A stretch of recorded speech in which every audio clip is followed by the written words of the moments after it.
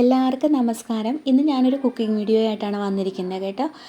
കടലയും വാഴയ്ക്കയും വെച്ചിട്ടുള്ള നല്ലൊരു കറിയാണ് ഇത്. ചോറിൻ്റെ കൂട്ടത്തിൽ ഒഴിച്ച് കൂട്ടാൻ വേണ്ടി മാത്രമല്ല, ചപ്പാത്തി, പത്തിരി, ഇടിയപ്പം ഇതിൻ്റെയൊക്കെ കൂട്ടത്തിൽ കഴിക്കാൻ പറ്റിയ നല്ലൊരു കറിയാണ് കേട്ടോ. അപ്പോൾ നമുക്കിത് എങ്ങനെയാണ് ഉണ്ടാക്കണേന്ന് നോക്കാം. ഇതിനായിട്ട് ഞാൻ തലേദിവസം രാത്രി കിടക്കണതിന് മുമ്പേ ഒരു കപ്പ് കടല വെള്ളത്തിലിട്ടിട്ടുണ്ടായിരുന്നു.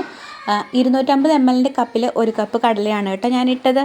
കഴുകി വൃത്തിയാക്കിയതിന് ശേഷമായിരുന്നു വെള്ളത്തിലിട്ടത്. എന്നാൽ രാവിലെ അങ്ങനെ കഴുകി വൃത്തിയാക്കണമെന്ന് നിർബന്ധമൊന്നുമില്ല, ചിലരങ്ങനെ കഴുകാറില്ല. പക്ഷേ ഞാൻ എൻ്റെ ഒരു തൃപ്തിക്ക് വേണ്ടിയിട്ട് ഒന്നുകൂടി ഒന്ന് കഴുകി വാരിയെടുത്തു. എന്നിട്ട് അതിനെ ഒന്ന് കുക്കറിലേക്ക് ഇട്ട് കൊടുക്കുകയാണേ.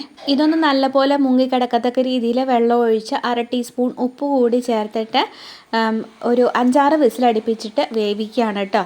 കുക്കർ വിസിലടിച്ച് കാറ്റൊക്കെ പോയി കഴിയുമ്പം ഒരു കപ്പ് വാഴയ്ക്ക അരിഞ്ഞതും കൂടി ചേർത്ത് കൊടുക്കാം.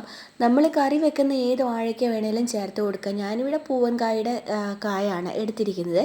ഇതിലേക്ക് ഇനി 1/2 ടീസ്പൂൺ മഞ്ഞൾപ്പൊടിയും കൂടി ചേർത്തിട്ട് വെള്ളം ആവശ്യമാണെന്ന് തോന്നിയിട്ടുണ്ടെങ്കിൽ ഒരു ഇത്തിരിയുടെ വെള്ളമൊക്കെ ചേർത്ത് കൊടുത്ത് ഒന്ന് ഇളക്കി യോജിപ്പിച്ച് മിക്സ് ചെയ്തതിന് ശേഷം ഒരു 2-3 വിസിലും കൂടി അടുപ്പിച്ചിട്ട് വേവിച്ചെടുക്കാം. ഈ സമയത്ത് നമുക്ക് അരപ്പ് റെഡിയാക്കി എടുക്കാനുണ്ട്. അതിനായിട്ട് ഞാൻ മിക്സിയുടെ ജാറിലേക്ക് ഒരു 2 കൈപ്പിടി നിറയെ ഉണ്ടാവും തേങ്ങ ചിരകിയത് ഇട്ട് കൊടുത്തിട്ടുണ്ട്. ഞാൻ തേങ്ങ നേരത്തെ ചിരകി വെച്ചിട്ടുണ്ടായിരുന്നു കേട്ടോ. അതാണ് ഈ ഡപ്പയ്ക്കകത്ത് ഇങ്ങോട്ട് കുടഞ്ഞിട്ടത്.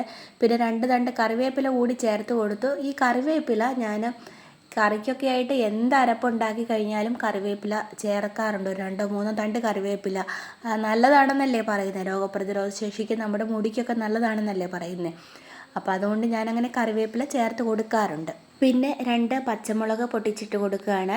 പച്ചമുളക് നമ്മുടെ എരിവിന് ആവശ്യത്തിന് ചേർത്ത് കൊടുക്കാം. ഇത് അത്യാവശ്യം എരിവുള്ള പച്ചമുളകായിരുന്നു, അതുകൊണ്ട് ഞാനൊരു 2 എണ്ണം ചേർത്തിട്ടുള്ളൂ. ഒരു 4-5 അല്ലി വെളുത്തുള്ളിയും പിന്നെ ഒരു ചെറിയ കഷ്ണം ഇഞ്ചിയും, ഇത് കണ്ടില്ലേ ഇതുപോലെ ഒരു ചെറിയ കഷ്ണം ഇഞ്ചിയും കൂടെ അരിഞ്ഞ് ചേർത്ത് കൊടുക്കുകയാണ്. 1/2 ടീസ്പൂൺ ചെറിയ ജീരകം കൂടെ ചേർത്തിട്ട് ആവശ്യത്തിന് വെള്ളം, ഇതൊന്ന് നികക്കനെ വെള്ളം കൂടെ ചേർത്തിട്ട് നല്ലപോലെ ഒന്ന് അരച്ചെടുക്കണം. അപ്പോൾ അതാ നമ്മുടെ വാഴയ്ക്കയും കടലയും ഇവിടെ നന്നായിട്ട് വെന്ത് വന്നിട്ടുണ്ട്. കുക്കറടിച്ച കാറ്റൊക്കെ പോയിട്ടുണ്ടായിരുന്നു.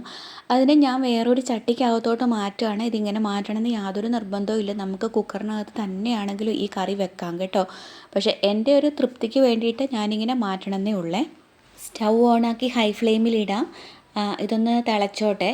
അപ്പോൾ ഇതൊന്ന് തിളയ്ക്കാൻ തുടങ്ങുമ്പോഴേക്കും നമ്മൾ റെഡിയാക്കി വെച്ചിരിക്കുന്ന അരപ്പ് ഇതിലേക്ക് ചേർത്ത് കൊടുക്കാം. എന്നിട്ട് ഈ മിക്സിയുടെ ജാറിലേക്ക് ഒരു ഇത്തിരി വെള്ളം ഒഴിച്ച് ചുറ്റിച്ചിട്ട് ഇതിലേക്ക് ഒഴിച്ച് കൊടുക്കാവേ. നമുക്ക് ചാറിന് ആവശ്യത്തിനുള്ള വെള്ളം ഒഴിച്ച് കൊടുക്കാം. എനിക്ക് ഇത്രയും മതിയായിരുന്നു. ഇതൊന്ന് തിളച്ച് കഴിയുമ്പം മൺചട്ടിക്കകത്തും കൂടിയല്ലേ ഒന്ന് കുറുകി തുടങ്ങും കേട്ടോ. അപ്പോൾ കൂടുതൽ ചാറ് വേണമെന്നുള്ളവർക്ക് കൂടുതൽ വെള്ളം ഒഴിച്ച് കൊടുക്കാം. ഒരു 1/2 ടീസ്പൂൺ ഉപ്പ് കൂടി ചേർത്ത് കൊടുത്തിട്ടുണ്ട് ഞാനിപ്പോൾ. നേരത്തെ ഒരു 1/2 ടീസ്പൂൺ ഉപ്പല്ലേ ചേർത്ത് കൊടുത്തിട്ടുണ്ടായിരുന്നുള്ളൂ ഈ കടല വേവിക്കണ നേരത്ത്. അത് കഴിഞ്ഞ് പിന്നെ ഉപ്പൊന്നും ചേർത്തിട്ടില്ലായിരുന്നല്ലോ, അപ്പോൾ അത് പോരാ. അതുകൊണ്ട് ഞാൻ ഒരു 1/2 ടീസ്പൂണും കൂടി ഉപ്പ് ചേർത്ത് കൊടുത്തിട്ട് നല്ലപോലെ ഒന്ന് തിളയ്ക്കാനായിട്ട് വെക്കുകയാണ്.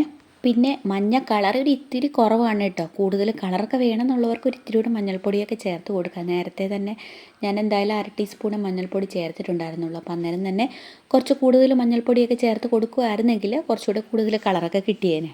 അപ്പോൾ ഇത് ഒരു 2-3 മിനിറ്റ് തിളച്ചതിന് ശേഷം സ്റ്റൗ ഓഫ് ചെയ്യാവുന്നതാണ്. സ്റ്റൗ ഓഫ് ചെയ്ത് കഴിഞ്ഞാൽ മൺചട്ടിക്കകത്തായതുകൊണ്ട് കുറച്ച് നേരം കൂടെ തിളച്ചുകൊണ്ടിരിക്കുമല്ലോ. സ്റ്റൗ ഓഫ് ചെയ്തതിന് ശേഷം ഇനി ഇതിലേക്ക് താളിച്ചൊഴിക്കണം. അപ്പോൾ അതിനായിട്ട് ഞാൻ ഒരു പാൻ അടുപ്പത്ത് വെച്ചിട്ടുണ്ട്. ഇച്ചിരി എണ്ണ ഒഴിച്ച് കൊടുത്തു. 1 ടീസ്പൂൺ കടുക് കൂടി ചേർത്ത് കൊടുത്തു.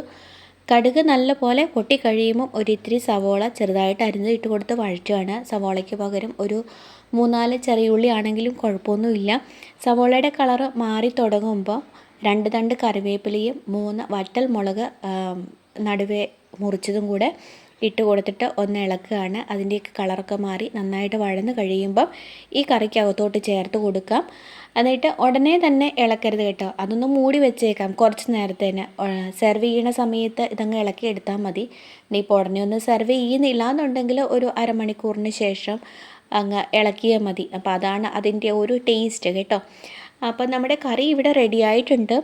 ഇത് ചോറിൻ്റെ കൂട്ടത്തിൽ ഒഴിച്ചു കൂട്ടാൻ മാത്രമല്ല, നമ്മുടെ ബ്രേക്ക്ഫാസ്റ്റ്, അപ്പോൾ ചപ്പാത്തി, പത്തിരി, ഇടിയപ്പം ഇതിൻ്റെയൊക്കെ കൂട്ടത്തിൽ കഴിക്കാൻ നല്ല ടേസ്റ്റാണ്. അപ്പോൾ ഇങ്ങനെ ഉണ്ടാക്കിയിട്ടില്ലാത്തവരൊക്കെ ഒന്ന് ഉണ്ടാക്കി നോക്കുക. എന്നിട്ട് അഭിപ്രായങ്ങളൊക്കെ ഒന്ന് കമൻറ്റ് ബോക്സിൽ ഇട്ടേക്കണം കേട്ടോ.